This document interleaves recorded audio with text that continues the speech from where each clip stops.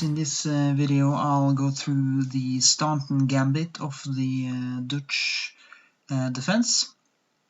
This is actually not that common anymore, but was quite popular in the 90s, I believe. So d4, f5, knight c3, threatening, of course, to advance with e4 right away.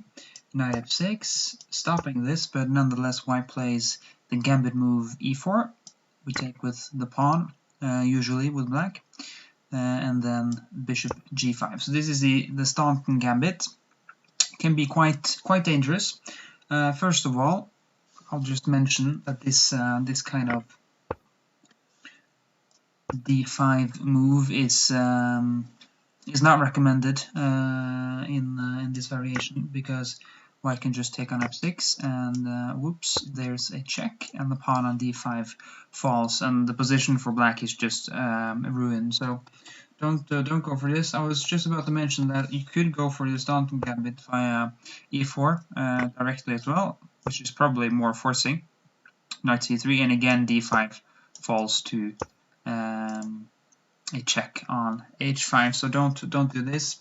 Either way, the way you approach the Staunton gambit is not that it's not that different in either of these move orders. Will reach this position anyway, and here black has, of course, a ton of variations, a ton of choices, depending on style and theoretical knowledge, of course, because this is well, not that common anymore, as I've said, but still there are a number of continuations that are more or less satisfactory for black, and a couple that are pretty decent for black. So I'll start with a couple that are not so good. h6, for example, will take on f6, and then the queen will give a check on h5, which could be only a check, or it could be mate, depending on which pawn your opponent recaptures with. So h6 is something we'll look forward to, but shouldn't really count on facing that too often. g6 is more understandable, developing the bishop, fianchettoing this one, a very normal move. Here we have a couple of choices with white. Bishop f6 is too lenient. I mean, it's very easy. This is what black hopes for. This is the kind of position black really wants in these positions. We'll take with the pawn on f6 and play d5 immediately, and as you can see, the development for black is excellent here. The bishop can go to g7. We can castle right away, and we have the bishop here with black in a pretty symmetrical position. So it should be a small advantage for black already. So bishop takes f6 is too compliant here. Bishop c4 is more to the point, trying to, of course, stop black from castling.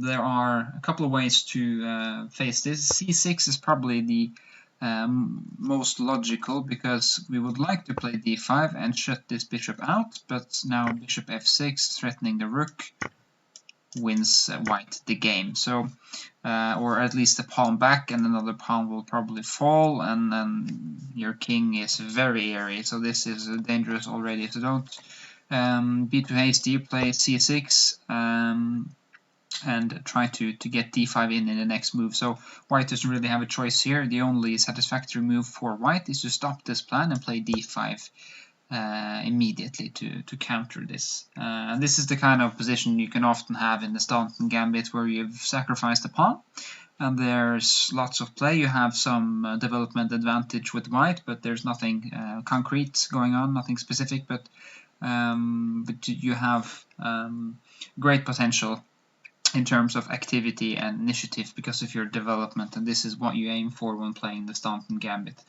But if you really want to stick to the spirit of the opening, then f3 is probably the best move here. Very often black players just capture automatically, or even play e3, which is pretty useless. I mean, e3 we can just ignore or take right away.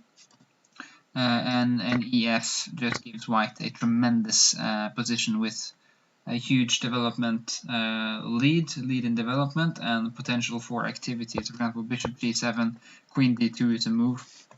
You could also go for queen e2 or bishop c4. but I really like queen d2 and just following up with natural moves, check, e6, h4.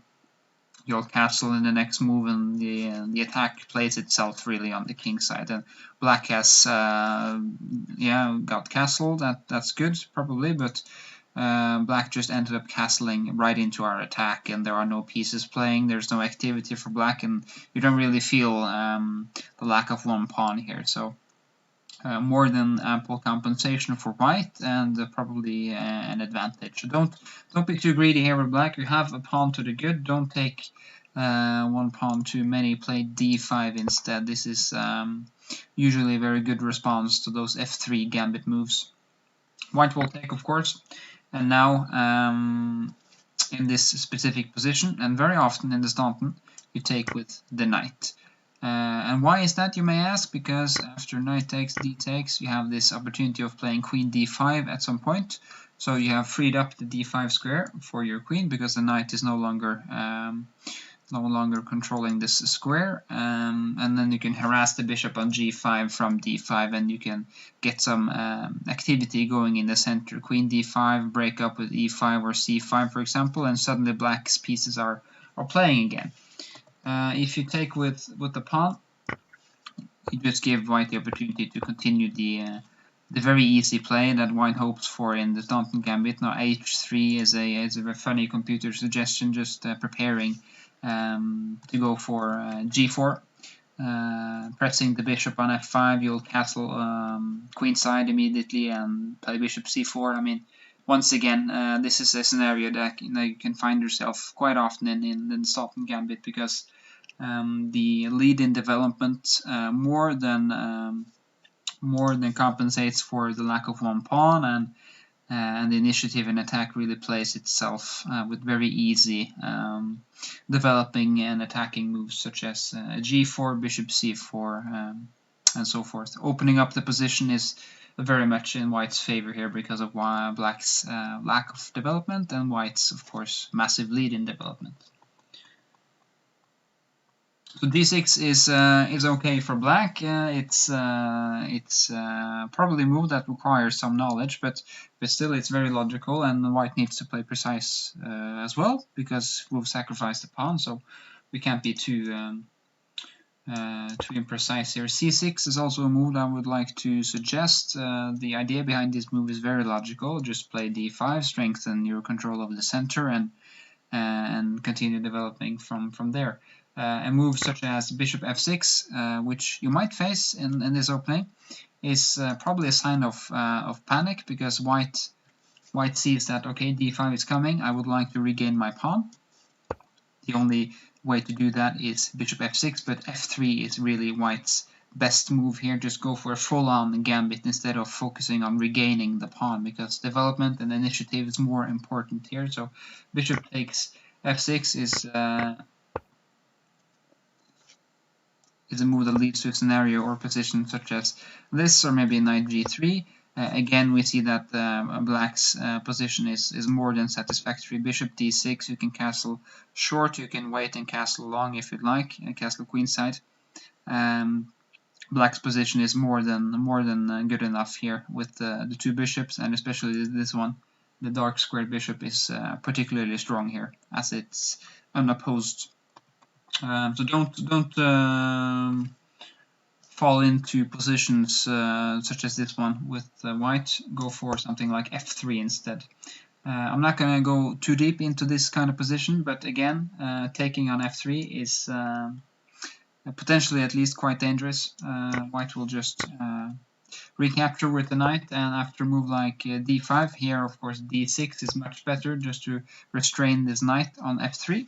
And then you can of course try to develop, but as you can see with black, it's not so easy to find normal developing moves. I mean, this bishop is shut in on f8, and you need a couple of moves to find your way out, and the knight on b8 is passive, and there's not a lot of stuff to do with this one either on c8. So and this is basically the point of the Staunton gambit. You look for positions that are easier to play in a practical game with white, and you hope for a mistake from your opponent, which of course very often is the case. The d5 will just open up a lot of squares in the center of the board for white, especially the e5 square will be occupied by knight, and white can castle, and once again the attack plays itself. And we should make this too easy for our opponents. So after moves such as f3, you can play d5, you can also go for queen a5, just to poke at this one on g5. Queen d2 is basically forced, or at least the clear response from white.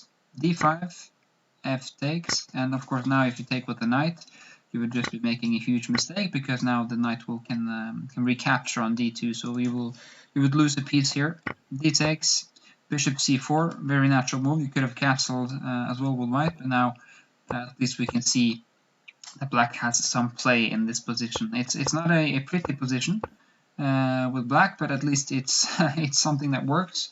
And the moves such as e6, h6 to harass this bishop on g5 are probably the next moves that black should consider, and probably involve the rook and break up the position with c5 at some point could be on the cards as well.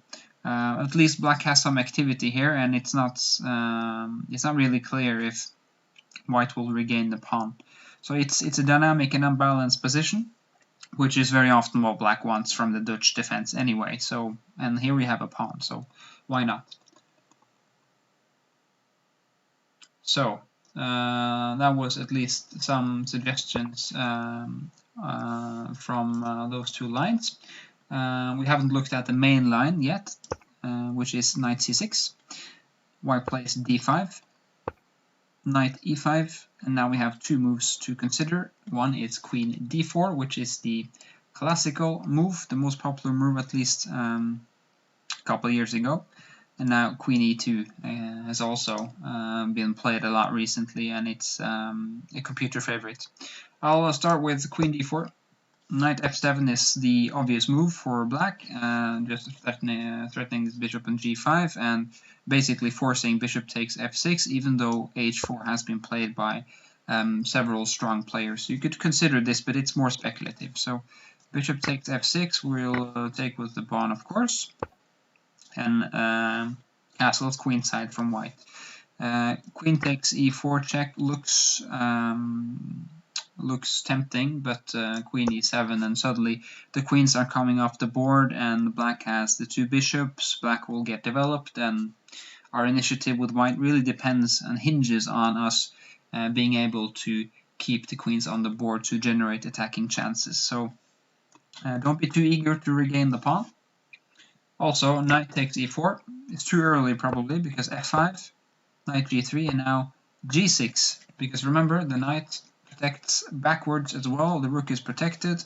After castles, bishop to h6 check, and then short castle, and suddenly black's position is just tremendous. And after the very thematical pawn sacrifice b7 b5, black is slightly better. The bishop will retreat to g7 to threaten the queen on d4, and then that will open up for queen to f6.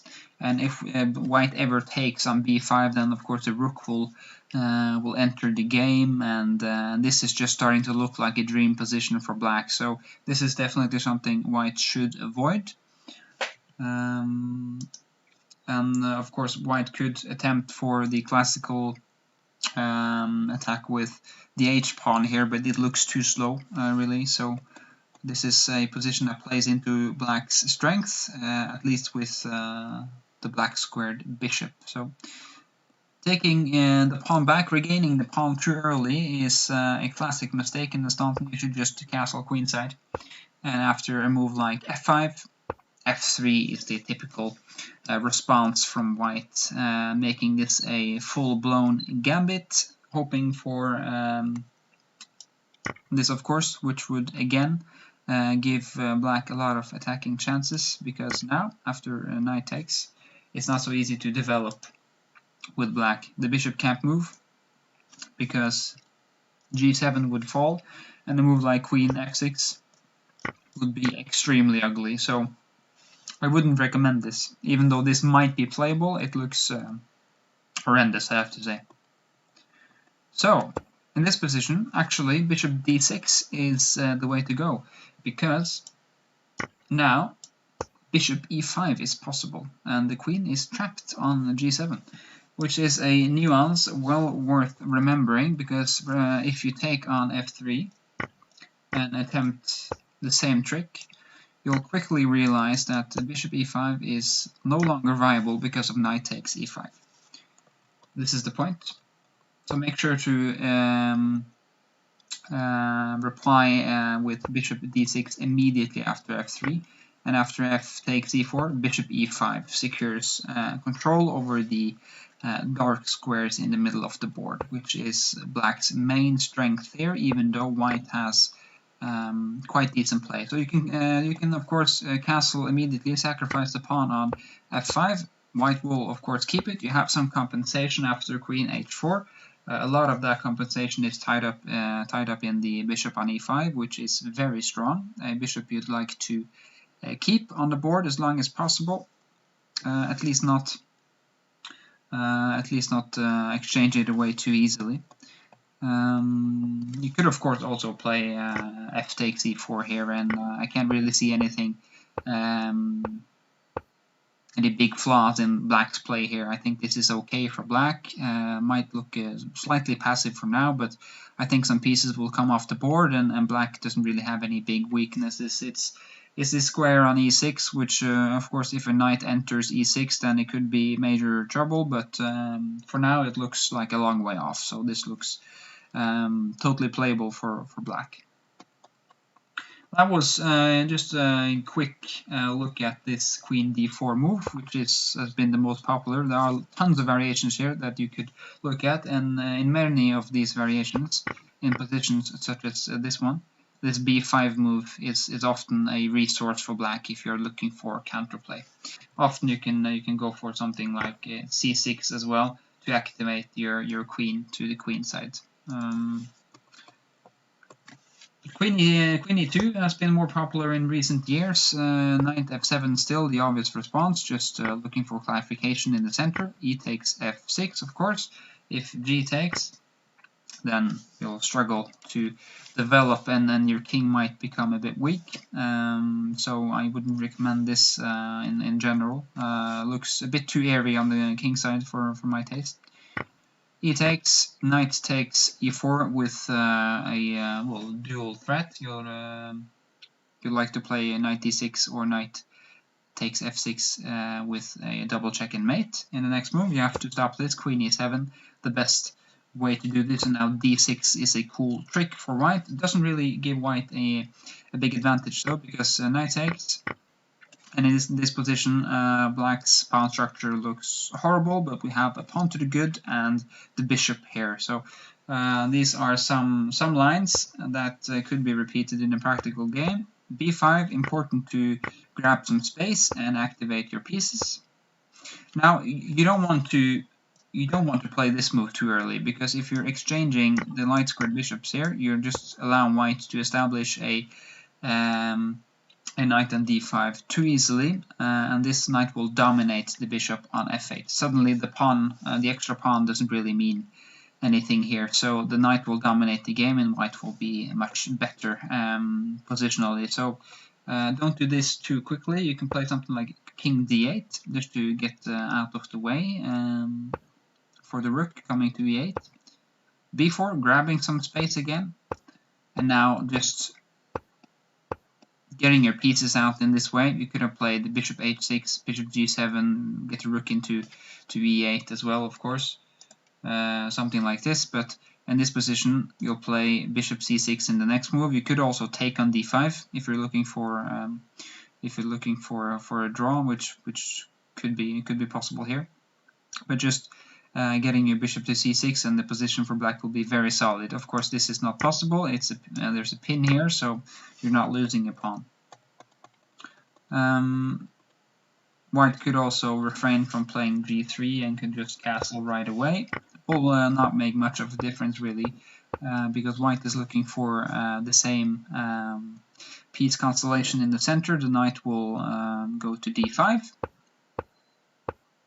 and again will get this kind of regrouping from black, which is very solid and should give black a decent game. So could also, of course, play bishop takes d5 here, rook takes, rook e8, and follow up with bishop f8 in the next move, and the game should end in a draw quite quickly.